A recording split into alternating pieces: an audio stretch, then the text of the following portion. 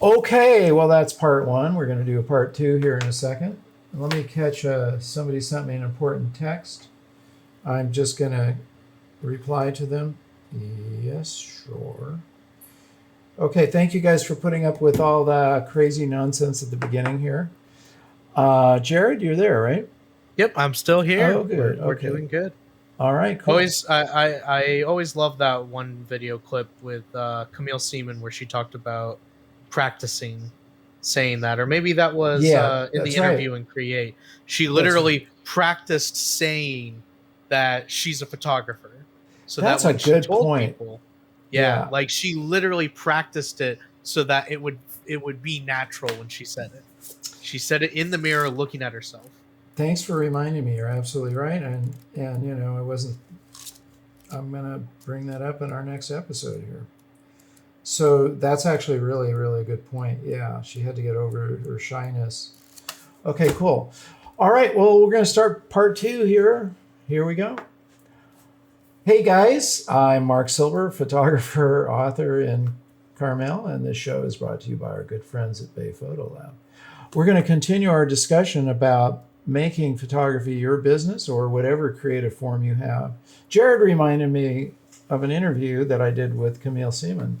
Fantastic photographer, natural photographer. She's known for her portraiture of icebergs, but she captures all kinds of amazing images. But she said to me one thing that's really important.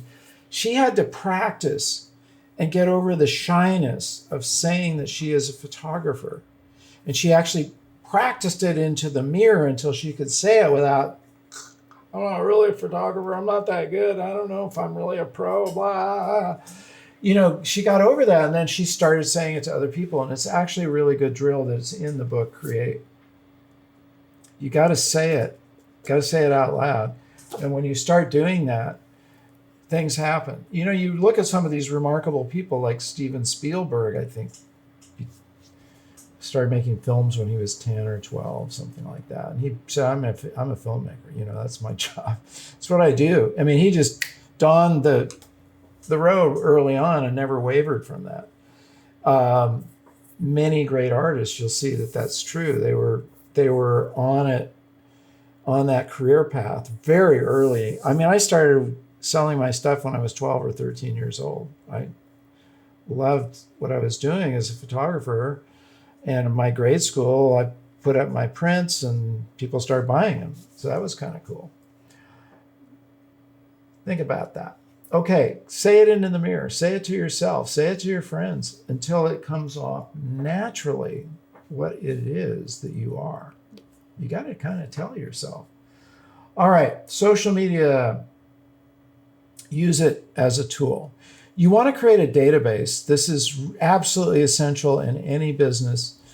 Definitely true in photography. You want a database that of people who are interested in your work, and there's a lot of ways of collecting that. If you do a show, make sure you put a book out. I have one over here somewhere. People can write their name and their email address, and that goes into your database. Then every time, like we send out something once a week, you guys know that. But you could do it I start out once a month. Um, Anytime you've got any news about your what you're doing, send it to your newsletter list because those people are interested in you and you keep them engaged. You keep the conversation going. So that's actually really important. It's probably the most important action you can do in terms of generating your business. And I don't care if it starts with one person, your best friend or your next door neighbor or whatever. Just keep adding people to your database and then engage with them, email to them, talk to them. You know, that this is all part of putting yourself there as a professional. You have to create it. It's something you create, folks. It doesn't just fall out of the sky and one morning you wake up, whoa, I'm now a professional photographer. You have to decide. Ansel Adams tells a story about he was becoming a professional pianist. That was his chosen career. And he was in Yosemite, started taking really kind of snapshots, but they were okay photographs. You're not going to like blow your mind by looking at them. But there was a point where he realized that photography could really be an art form. You got to realize photography wasn't considered an art form. It was considered a way you just reproduce something, like a lithograph. Didn't have that artistic quality to it. And it wasn't until really it was Alfred Stieglitz, who was Ansel's mentor, probably is the most significant person to elevate photography into an art form. And he helped Ansel find his voice and represented him in New York. And then Ansel decided, I can't do both. I can't become a concert pianist and a professional photographer. I had to choose between the two, and he chose photography. He kept playing piano, but it wasn't as a profession. So once you decide, and this is all part of the visualization process, is deciding and then going for it.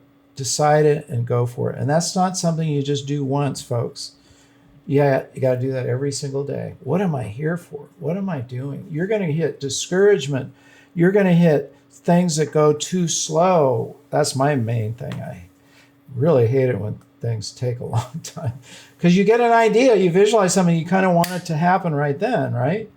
You don't want to wait months, years, whatever, but you got to keep pushing these things along, and they're guaranteed to be roadblocks and barriers and things that get screwed up. You have to pick that up and just keep forwarding it. And that's why you need to have a clear purpose and a clear mission statement, because that's going to fuel your desire to push through. I'm telling you, there's a lot of easier things to do in life than being an artist. Being an artist is not the easiest career at all. I mean, you look at great artists and you think, wow, they really have it made. Come on. Picasso just sat in his studio and just cranked these things out. But what did it take for him to get to that? I interviewed Chris Burkhardt, who's amazing. He's got 3 or 5 million followers on Instagram. He's written 3 or 4 or 5 books. He's directed films. And he said, yeah, I was a 10-year overnight success.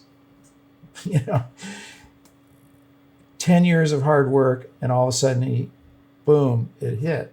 But if you hadn't put those 10 years in, so you got to be willing to do the work, and you got to be willing to just put it out there. Showing your work is really important. There's a number of ways to do that. Start off with displaying your own work, like I show you here, in your house. Make it into your own gallery. Actually, really important. You got to get your work out there. In this book, I give you lots of ways to do that. But you want to make sure you're your own CMO, Chief Marketing Officer. Get rid of the idea that you shouldn't self-promote. Why? Who's a better qualified person than you to talk about your work? Maybe you're fortunate enough to have a good friend or a spouse or significant other, whatever, who really believes in what you're doing and will help you promote. You're really lucky if you have someone like that. You're fortunate. If you don't, then no matter what, you got to be your own best voice. And just like we want to throw out this idea that art is for its own sake, not to be sold, get rid of that idea and get rid of the idea that it's something wrong with self-promoting. Says who? I mean, why? Okay. Throw that idea away. And then there's all these things that you can do. So personal contact with potential buyers, super important. All the jobs I've ever gotten came down to personal contact. Yeah, maybe I used an email and a phone to set up a meeting, but it's the meeting where things really start happening. And that covers my very first show to doing 6-figure jobs. It always comes down to the meetings that spark. Because the thing is, when they're buying your art, they're not just buying your art, they're buying you too. If you come with an interesting story, then your photograph isn't just any old photograph. All of a sudden it has some additional meaning, and people love those stories. Make a cool business card for yourself. I made this, 12 years ago, I guess. and to this day I still use it. So there's my cherished Leica M2. The only thing I really wanted to do, and I never got the place that could do it, was to actually cut out the viewer here, so you could actually hold it up to your eye, and use it as a framing card as well.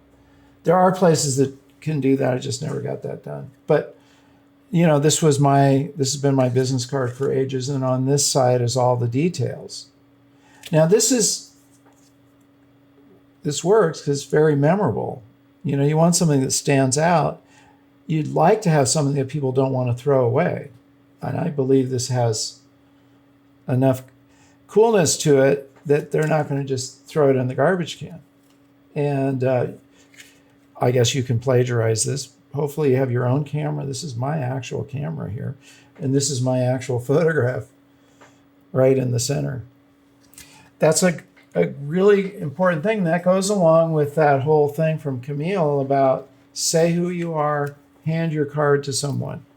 I am a photographer. I'm a landscape photographer, whatever it is. And you put yourself out there. So make cards, hand them out at every opportunity. I do that when I go on walks. A lot of times I'm out and I see somebody photographing or whatever, and I say, oh, I'm a photographer too, really? And then I'll say, yeah, I actually have a YouTube show. You should check it out. Really? I'm always interested in that. And then I hand them my card. A lot of times I don't have cards. That's kind of dumb. One thing you can do is apprentice with a photographer. Find a photographer in your community that you can go work with. That's probably the best thing you could do to learn the trade. Apprentice. Apprenticeships are, historically the way new artists learned anything. They always apprentice with a master. I just got through watching the final episode of Obi-Wan last night. It's unfortunately there's some evil masters too. You don't want to apprentice with one of those. But it's always helpful, and it will elevate your progress tremendously if you find somebody in your community that you can go work with. And just remember, when you go in there to apprentice, you got to be willing to do whatever it takes, washing dishes, because that photographer did everything. And if you think, oh, that's mundane work, sorting, wires or something, I'm joking, not really joking, because I've had interns do that kind of stuff. Because it has to be done. I do it all the time, and whatever it is in the studio, you got to learn how to do it. Got to be willing to do it. So at the end of each chapter in Create and in Advancing Your Photography, I have a summarizing. But in Create, I actually give you action steps to follow that are in here. Page 146, I give you a checklist. First of all, I summarize what you just read. And then I give you an application series of actions. There's my doggy River barking away. Here's the summarizing steps. Here they are, folks. How can you visualize yourself as an artist? Not me to answer that. It's your question. It's my question to you. How can you focus on one genre, at least to begin with? And how would you describe your brand? What's your brand? Work it out. Name 3 excuses you've had for not sharing your work. I'm not good enough. I don't have the time. Nobody's interested in what I do. Okay, whatever those things are, strip out those excuses. This is purging time. Okay? And what are 3 ways that you can share your work? So that's a little process I want you guys to go through here. And then there's the application step. Write down your vision as an artist. Write it down. Where do you see your artistic and creative purposes taking you? What's the end that you're looking for? You guys got to do this stuff. This isn't just a little mental gimmick. Take your notebook out and do the work. Write it down. And it's not something you do once. Go back and refocus on it. Do that every day if you have to, until it all just, you know, instinctively where you're going. Highlight the creative area you're closest to achieving your goals in as an artist. Start with that area. That's actually really important. Maybe you've got 5 things that you're trying to accomplish. I want to be a filmmaker, I want to write books, and I want to get my photographs out. Which one are you closest to achieving? Well, I've got a lot of photographs. I haven't even started anything on film, and I don't know about writing books. Okay, leave those other 2 aside, get your photographs out. Then once that's rolling, you can take on the other stuff. By the way, there's a whole set of steps you need to know to write a book. And I am going to make a course about that. It's going to be coming up because I wish I had had it. I had to learn it as I went. Okay. Get this book, use it, and do the homework that I just gave you. Okay? So thank you guys for joining. Leave your comments. I want to hear how this stuff applies to you. Start vocalizing it or writing it right now. The more you do that, the more you put yourself out there, the faster you're going to move to that level that you want to be in. Okay? Comments, share the video with people you think need to know this also and like it. And as always, remember to get out and capture your own images of life.